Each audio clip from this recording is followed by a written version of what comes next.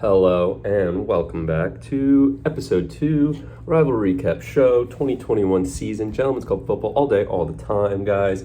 And we're here to talk about the matchups, guys. We got another little stat request from one of the members, a nice little stat point out from one of the members. So keep these coming, guys. I love them. I don't mind taking the time to look up some stuff in our Gentlemen's Club history because I think it's just all great stuff, guys. All right, so we're going to start with my matchup.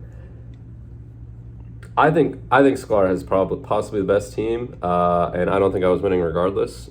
The what ifs have to be hitting me. Cordarrelle Patterson had a nice game. I think I might be able to legitimately start him as at least a flex. He had like 19 points as a receiver alone or something like that, and got another 6 on carries.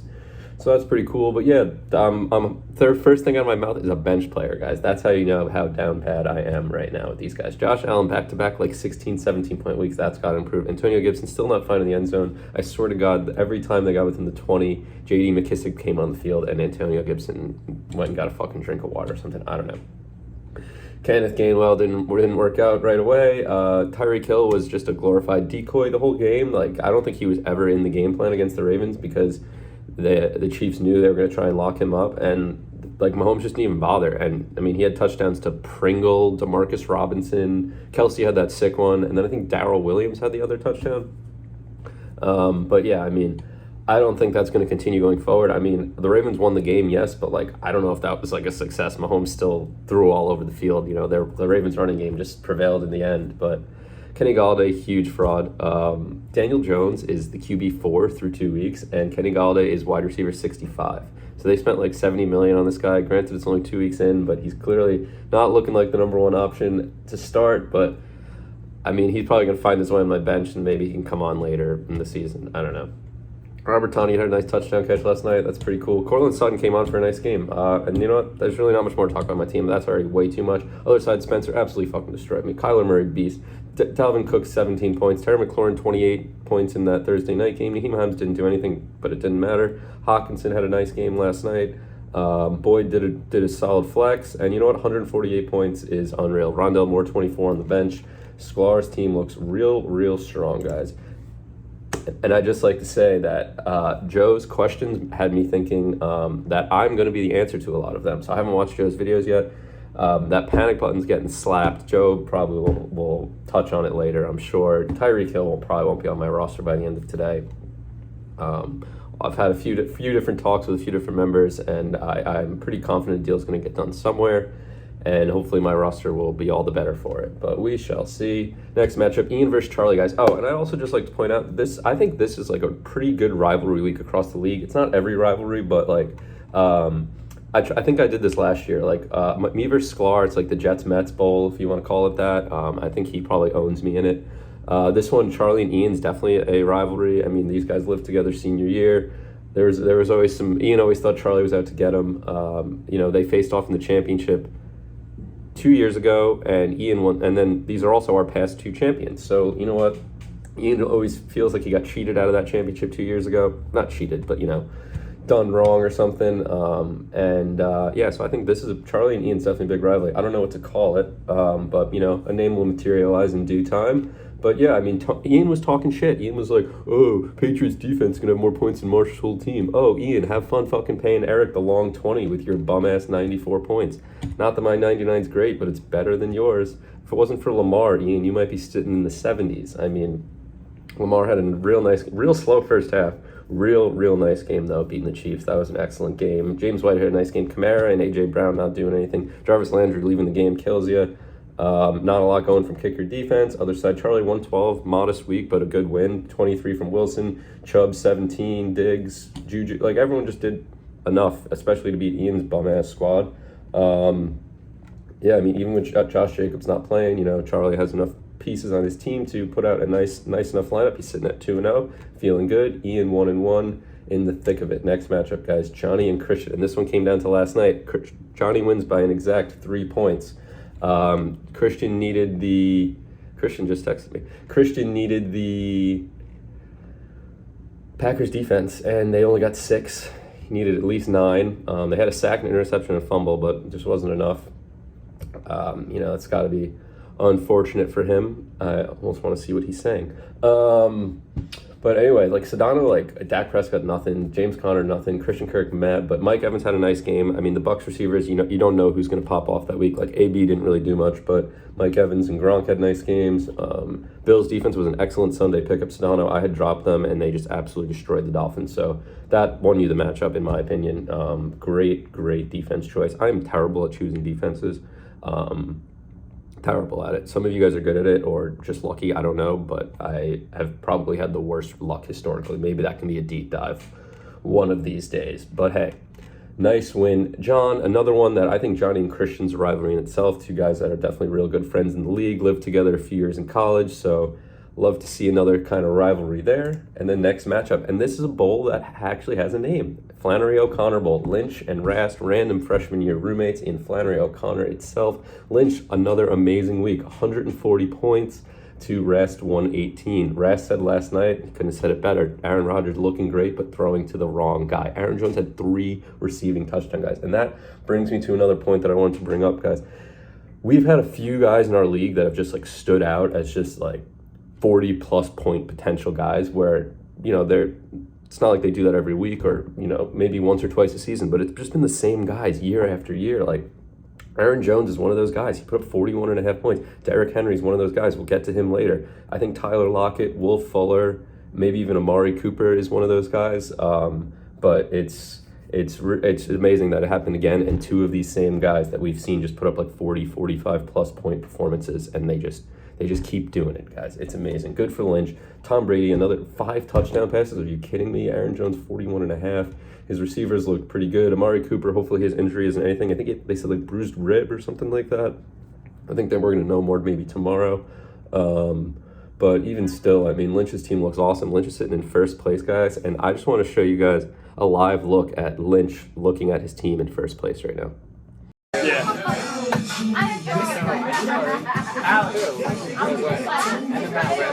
Hard shit. Wow, like he's in his glory. He's feeling good. He's gotta be. He has a nice team. If he can keep everyone healthy, he's a really nice starting lineup. Other side, Rast. I mean, you weren't gonna win anyway, but I'm a little confused as to why Hollywood Brown got benched for Jacoby Myers after Hollywood had a great week 1 and Hollywood now had a great week 2, so maybe that won't be a question anymore, and maybe you learned your lesson because Hollywood, Devontae, DK, I think that's a really strong receiving core, and I don't know if there's a reason to mess with it, but hey, Ras, 118 points ain't bad, taking the loss there, sitting at 0-2 down at the bottom near me, but I definitely like your team better than mine. Okay, next matchup, guys, it is Weston versus Lamb, and this was really close. This one is lesser of some sort of rivalry, but apparently there's just beef between these two that they can just never come to a trade, and they always try every year. That came up in the pre-draft submissions or something like that, I think to Joe's video. And Weston also was really happy he beat Lamb because apparently they had talked trades prior to this week.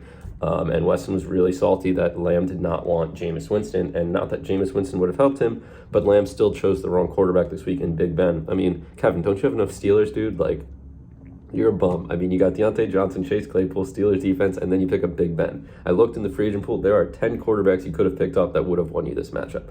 So you can sit on that one, Lamb. You could have been sitting at 2-0. Instead, Weston's sitting at 2-0, sneaking away a 1.1 point victory. Weston still gets nothing going from the running backs, but it doesn't matter because he still wins. He's got good receivers. He's got Travis Kelce. Jalen Hurts did not look good in that game, and he had 21.8 fantasy points. So that's great stuff. It doesn't matter how good they look. It's all about the fact that he got 82 rushing yards and a rushing touchdown, but throwing the ball was pretty meh. But hey, nice win, Mike, 2-0. One of the guys that's continuing to prove me wrong. Title of that first video was Prove Me Wrong, and Weston is certainly doing it. And now we got the next matchup, guys, and it is Tony versus Ortiz. These are two guys who were former league losers, and I know that's not what they want this bowl to be called, but that's just something that links these two guys together forever, whether they like it or not. Tony with another back-to-back 134-point weeks. Spencer Sklar pointed that out. Shout out Sklar. Tony, excellent week again. You're just continuing to prove me wrong about my doubts about your roster, but let's be honest. You were absolutely carried by Derrick Henry here, and that is amazing. And we're going to take a live look at Tony watching the Titans game, guys.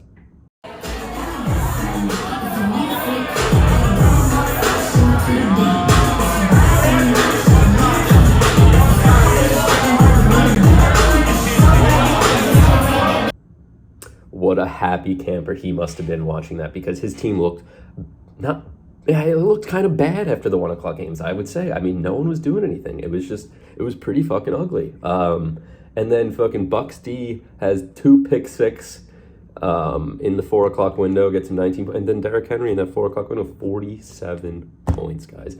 Absolute machine. You know he's got it in his arsenal, and he pulled it out for Tony this week. And Tony gets a nice 11-point win. I mean, yeah, it's without question Derrick Henry won the week. I don't think, but other side of the ball, Ortiz 123 points, decent week. He was all oh, Cole Kmet's good. I'm pretty sure he's good. 1 point, nice. Robert Tonyan would have won you the matchup, Ortiz. But hey, Ortiz has got the assets. Let's see if he can act on it. Similar to last year, where I feel like he just has like a few extra running backs, maybe an extra receiver. Like, is he going to be able to form it into some super squad? We shall see. 123 points is good though, but he's also 0-2. So losses start to rack up, guys. Nice win, Tony. And we're on to the next matchup, guys. Joe versus Eric, the rival itself, the rivalry itself. The rival week is why this week is probably coined it, because Joe and Eric always love to make a big deal of their matchup. They definitely beef, and Joe takes it this year 123 to 118. Eric's sitting at 0-2, 1 place above me. Joe with just a solid all-around week, 123 points. Mike Williams was high scorer, but everyone else just did pretty well except his tight end. Herbert 15 points, not great, but whatever. Great kicker and defense. Eric other side. Miles Sanders first week, 7 points for you. Eric, another guy like Lamb that's doing this quarterback carousel, if you want to call it. I saw he picked up Jared Goff, so maybe Jared Goff will be his starter going forward. Joe Burrow, not a great week. Bears kind of ate him alive. But Tyler Lockett, beast, wins Eric the long 20. Congrats there. So, hey, I mean, see that? You know what, Eric? Long 20, great idea, because I still felt like I could have won it, said Tyreek Hill hits a 70-yard touchdown on Sunday. You know what I mean? Like, I like it. It took some convincing for I think a few of us, but it's a fun little add into the league, and it's great. But Eric, that's where I'm going to stop complimenting you, because this stat request was about you. Does Eric have the worst stretch in Gentlemen's Club history? Going 2-11 in the regular season last year, starting 0-2, and then you actually lost your last regular season game 2 seasons ago. So in your last 16 regular season games, Eric is 2-14. So I did a little digging. I didn't go too far, but I feel like there were only so many teams that were even eligible for this. But it actually is a tie. It's a tie. Spencer started 1-10, the dumpster fire, 3 years ago maybe. And the previous season, he lost 4 of his last 5. The frauds lost 4 of their last 5 regular season games. And that amounts to a 2-14 record through a 16-game span. So if Eric loses next week, he will officially have the worst stretch in Gentlemen's Club history. Other notable mentions: Tony's first 16 games of the Gentlemen's Club regular season, dating back to 2016-2017, he was 3-13. Weston's first 16 games, when he was 2-11 in 2017, he ended up being 2-3 to start the next season. So, not 2-3, 2-1. I'm sorry. So he was 4-12 through his first 16. So those are some of the worst stretches. I got to be challenging it with the roster I'm putting out this year, but maybe I can make a trade. I still don't feel like my guys are that bad. Like, I think through 2 weeks I can still use the term underperforming, but I think this is as long as I can use it. Another bad loss or another bad performance is when I can just officially accept that my team blows fucking asshole. Anyway, guys, let's send it to Joe. I haven't watched his videos yet. I'm excited for it all. I'm sure I'm getting some worst team votes and some panic button votes, but hey, that's all right. Send it to Joe. Thank you. Thank you very much, Marsh. Gentlemen, Welcome back to another episode of Safe Space. Week 2 in the books. Week 2, almost a fucking awful football weekend for me. Thursday night, Giants fucking lose a heartbreaker. Saturday and Sunday, I lose every football bet I make. My other fantasy team gets completely blown out.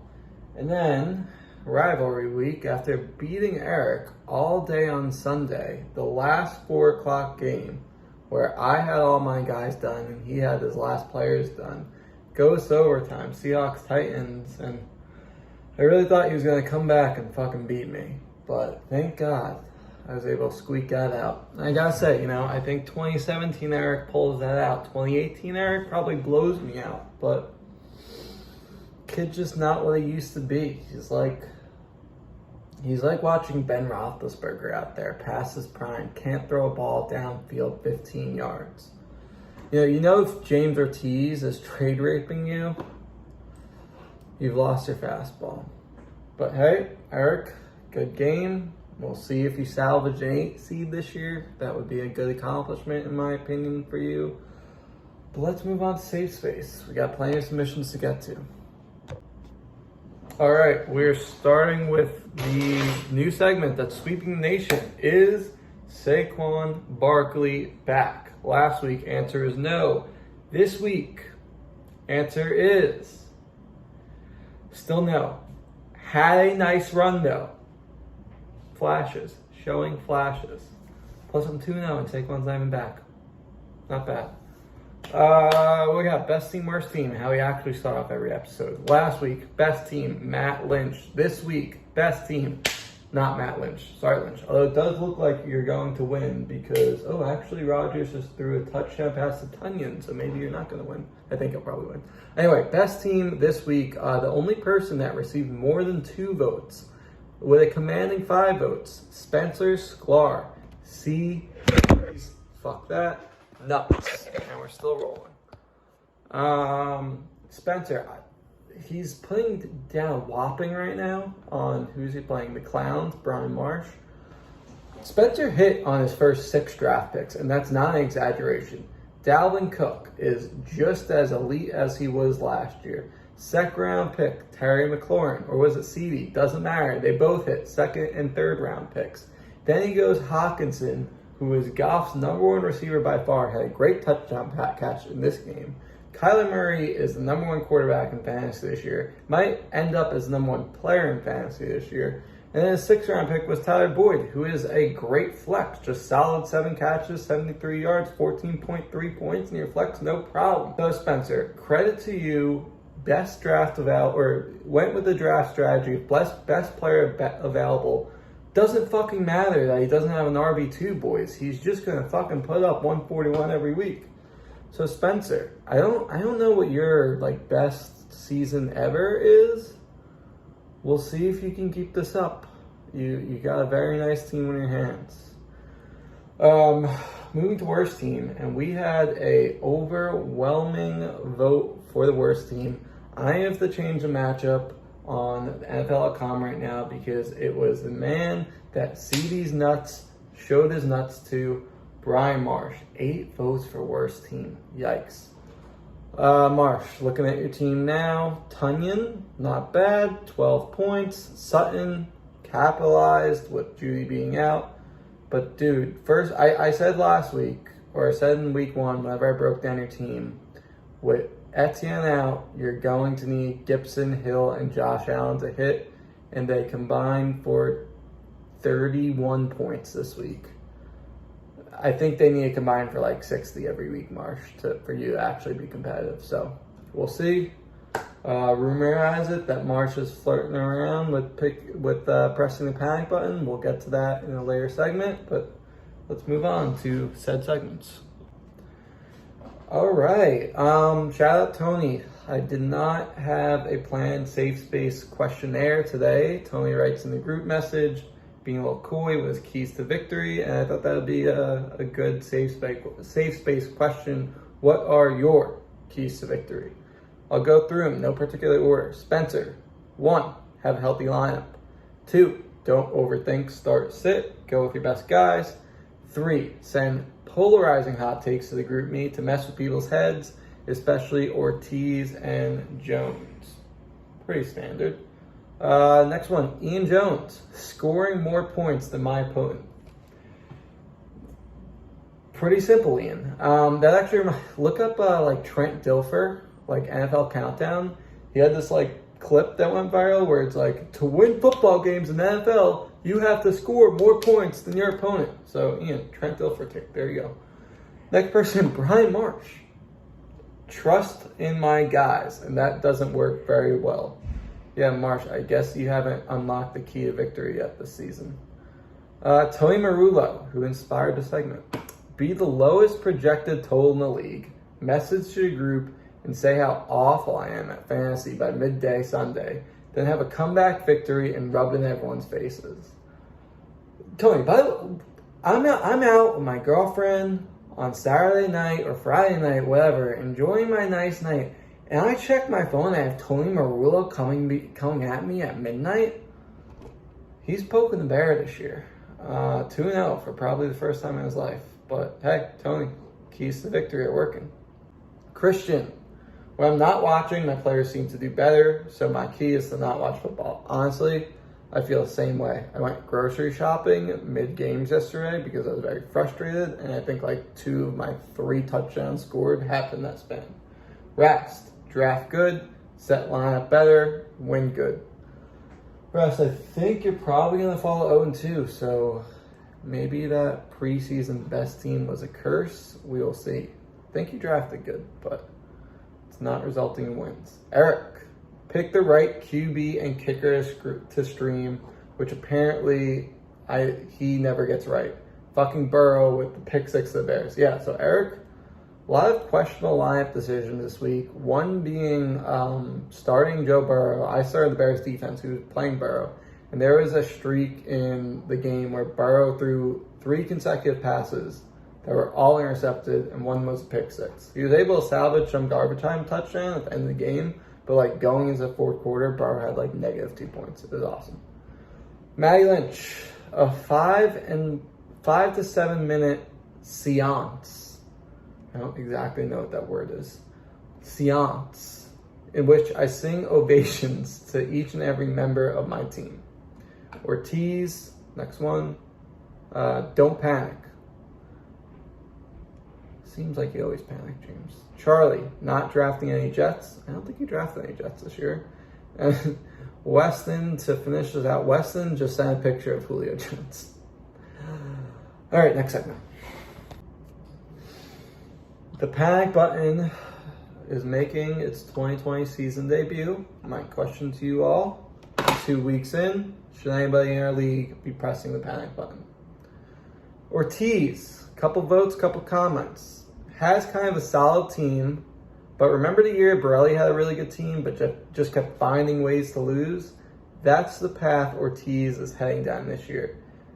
Has a must-win next week against Marsh, or his season is over. Yeah, James, I think you have a good team. You're 0-2 though, and I do remember that season Borelli's team was nasty. He just like finished 5-8 and didn't even make the playoffs. If you lose against Marsh next week, panic button time. Your other comment here was thought he had more depth at running back than he actually does. Also, how is he going to get a tight end? This ties into one of James's safe space submissions, which I'll read now. At league, I need a tight end. Yeah, in terms of running back depth, he traded Miles Sanders last week, but for Calvin Ridley, so he's going to have to go with the guys he's got.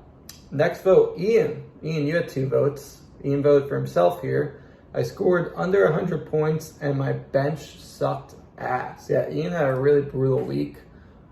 Finished with 94 points, but more than 2/3 of that was Lamar's awesome Sunday night game. And he had 17 total points from his bench. So we'll see if Ian actually presses the panic button. Historically, he's been one of those guys in our league that usually tends to like wait it out and ride out of his players. Last year it worked for him. Other years it hasn't. We'll see if he makes a trade. His other comment here was not inspiring team, and Lamar can't do that every week without breaking his body. Yep, pretty much just what I echoed. our league cannot wait until Lamar Jackson gets injured, because I think someone calls it out like every other week. Marsh, as you could probably expect, you got a ton of votes here. I'll read the comments. No consistency. His team is so bad. And he has no idea who to play and who to sit. Team lacks firepower. The only firepower he might have is the Washington running backs, which he won't get right. And he's a clown. Has some potential on his bench that could turn things around, but who knows? Actually might be the worst team in Gentlemen's Club history. That was a bold prediction a couple weeks ago. And he still claims he's not panicking yet. This is wrong, because Marsh submitted to Safe Space, say he's thinking about panicking if he loses this week, then followed up an hour later and said he is smashing the panic button. Who knows, by the time this might air, Marsh might make a trade, but we'll see. I'll believe it when I see it.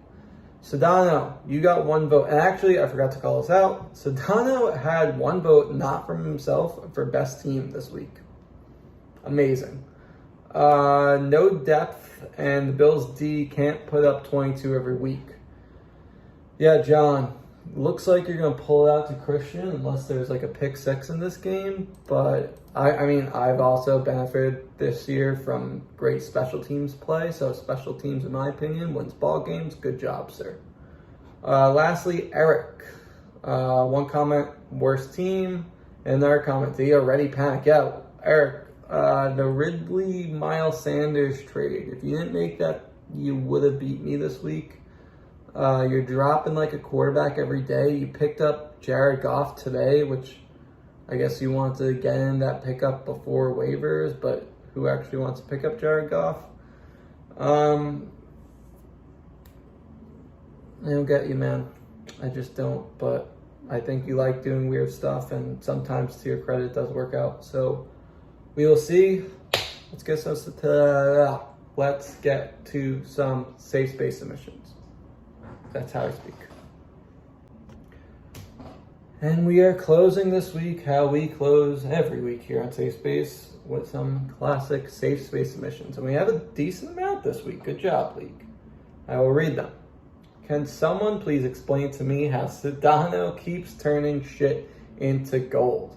Now Odell comes back from injury right when Jarvis goes down. Sterling Shepard, shout out Giants, looks like a viable wide receiver too. Watch out, folks. The witch may have found a new smell to wash away the stink of his draft.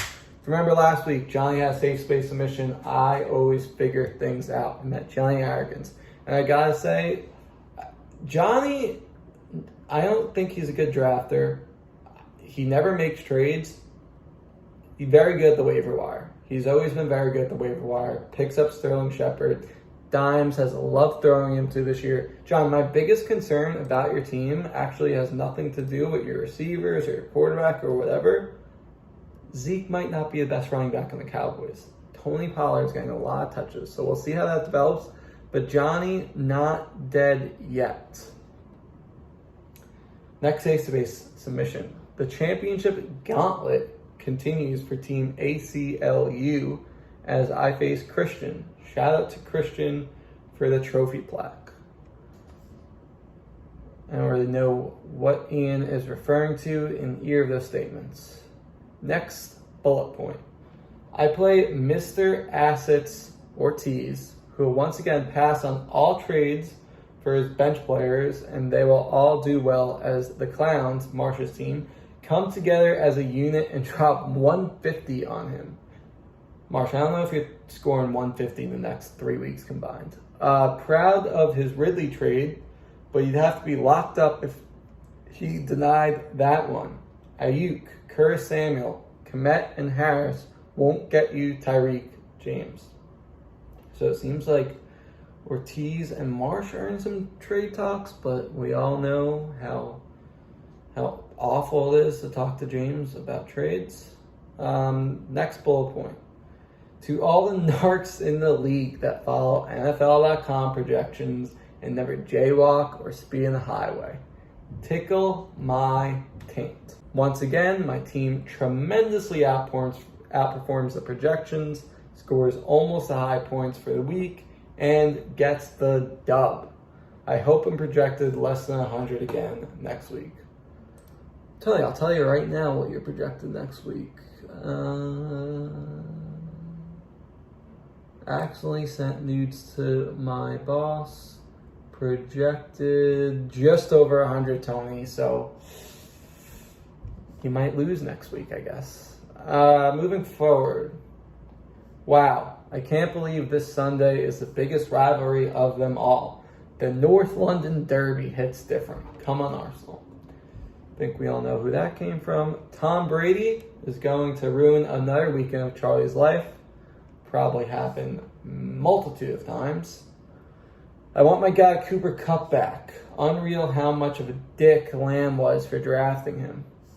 This goes back, okay, this came from Ortiz. We all know he loves Cooper Kupp. This goes back to like multiple years of safe space where Ortiz just always like loves Kevin. Very odd. Second to last one. I'm playing Marsh next week. Thank God. Prayer hands. And the last one is from Weston, directed to me for a matchup next week. Joe, let's watch these games in Hoboken. Want to see your face when Herbert throws his third interception of the day, the same time that Julio gets 200 yards receiving. Hashtag overly competitive, but we pretend not to be bold. Yes, everyone remembers when Weston and I got in a screaming match at the Beer Olympics in Newcastle because we are overly competitive. And Weston, as what happened that day, I will end up prevailing and beating you again. Gentlemen, hope you enjoyed the episode. Good luck week 3. Godspeed.